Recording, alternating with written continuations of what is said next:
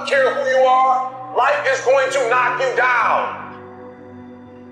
Listen to me, many of you right now, life's got you up against the rope, and you got to do me a favor. Like, you can't give up, you can't give in. Pain is temporary. Pain is your friend. Pain is going to take you to the next level. When you going through pain, I know what you feeling. I know exactly, because I've been there, I've done that, but you got to work through it. And the reason why most of you are not successful is because every single time stuff not going your way, you give up, you quit, you let go, and people feel weakness. They feel it.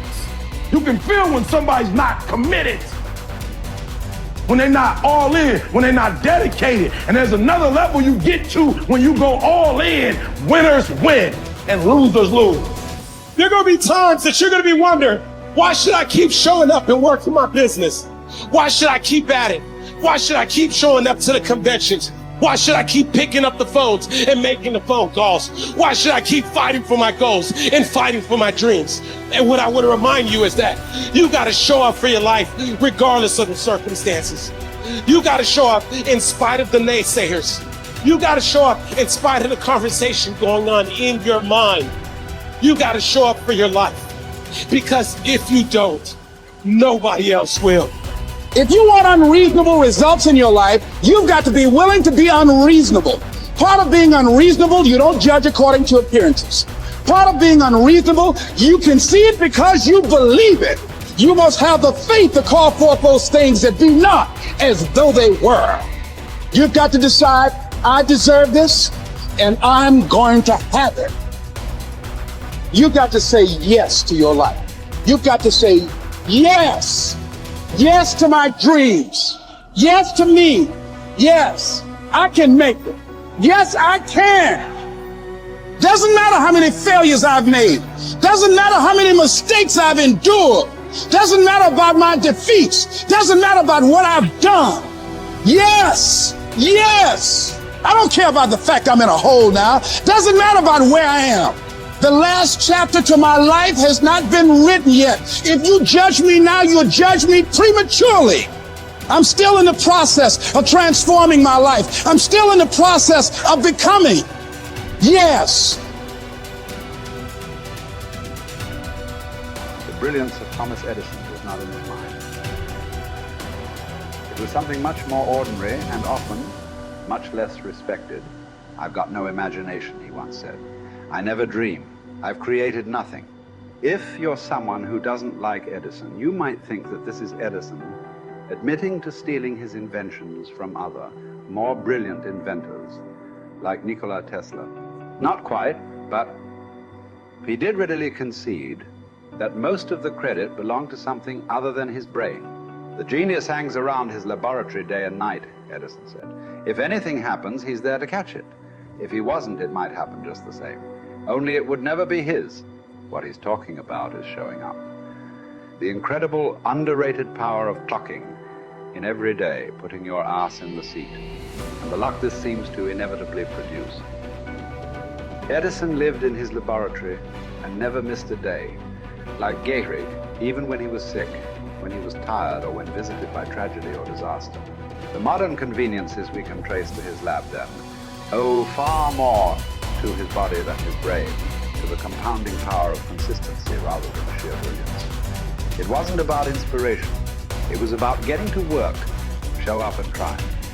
Get on the treadmill, pick up the violin, script out some sequences, reach out to some clients, read some reports, lift a couple weights, jog 1 mile, cross one thing off the to-do list, chase down a lead.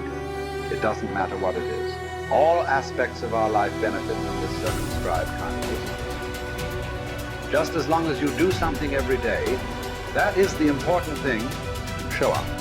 When you're tired, when you don't have to, even if you have an excuse, even if you're busy, even if you won't get recognized for it, even if it's been kicking your ass lately, once something is done, you can build on it. Once you get started, momentum can grow. When you show up, you can get lucky. Is this still hard? Yes. But the good news is that because it's hard, most people don't do it. They don't show up. They can't even do one tiny thing a day. So yes, you're alone out there on the track in the rain. You're the only one responding on Christmas. But having the lead is, by definition, a little lonely. This is also why it's quiet in the morning. You have the opportunities all to yourself. Don't worry about setting any records. Just report for duty. No excuses. And here's the irony. This is also a way to break records. Consistency is a superpower. Day to day, willpower is incredibly rare. Lowell Gettrig was a solid position player and a good hitter. But his success really was rooted in the fact that he didn't miss many days of work. It's quite likely that had he continued at his normal pace and not been stricken with R's, that he would have put up career numbers that surpassed Babe Ruth.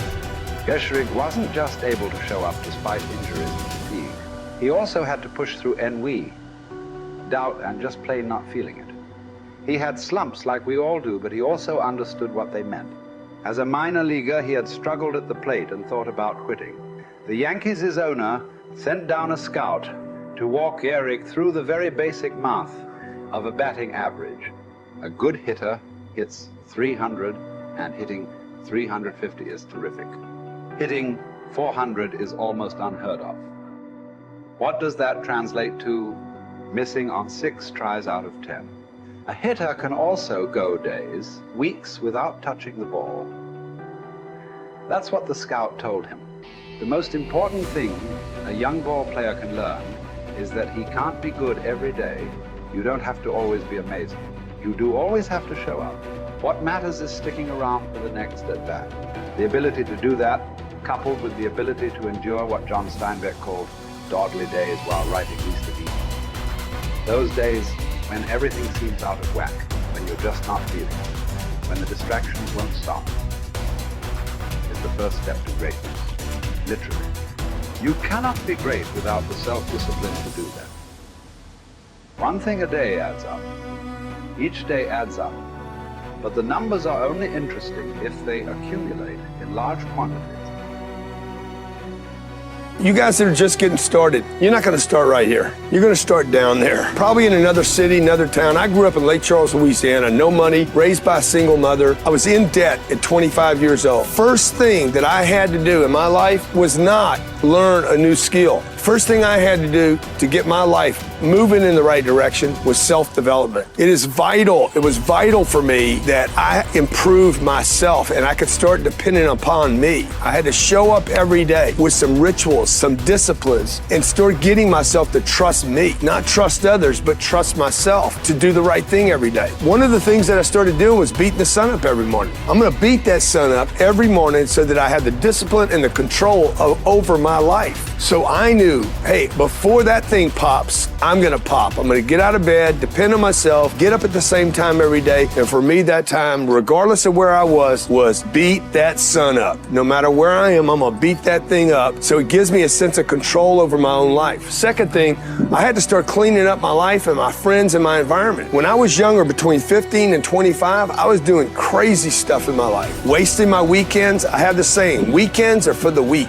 I was drinking, fooling around with a bunch of bad things, bad people. At 25 years old, I cleaned it all up. Quit going to those places. Quit hanging out with people that did not have ethics and discipline in their life. I wanted to build something in my life. I wanted to become someone. And to do that, to become someone in the eyes of the world, just beating that sun up every morning gives me the sense of accomplishment. That I did what I said I was going to do. That I woke up when I said I would wake up. And I start building respect for myself, start believing in myself so that I can go out into the world and maybe today when I go into this meeting that I'm dressed for, they'll believe in me as much as I believe in me, and that'll show up in a contract, a deal, maybe even some money.